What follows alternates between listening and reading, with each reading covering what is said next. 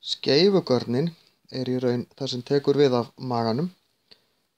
Fyrst kemur maturinn inn munninn, bútaði niður þar, fer niður vélindað, niður í maga.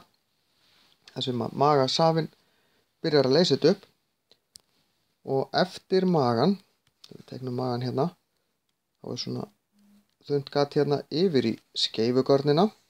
Skeifugörnin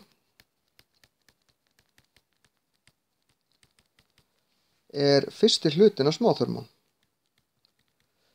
Og rétt við skeifugörnina þar kemur brissafinn.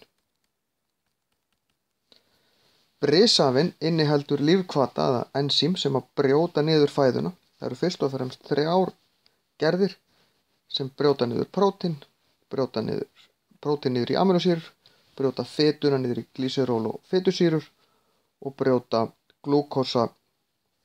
kolvetni niður í glúkósa. Þetta gerist hægt og rólega, ekkert bara í skeifugörninni. Þetta kemur hérna inn og fer síðan niður í smáþarmana og þetta niðurbrot heldur áfram, niður alla smáþarmana. Hér kemur líka inn gall úr lifrinni. Lifrin hérna. Og úr henni lítil sem heitir gallblaðra. Sem bara geymslustæði fyrir gall og gallið kemur svo hérna úti. Gallið virkar svolítið eins og sápa á fitu, brýtur hann niður í smærri einingar, ekki fitun í sundur eins og lífhvatinn sem gerir þetta gerir, heldur svona bara gerir fituna viðráðanlegri.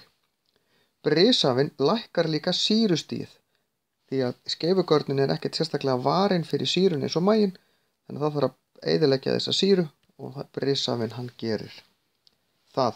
Síðan heldur þetta áfram hérna niður í smáþarmana.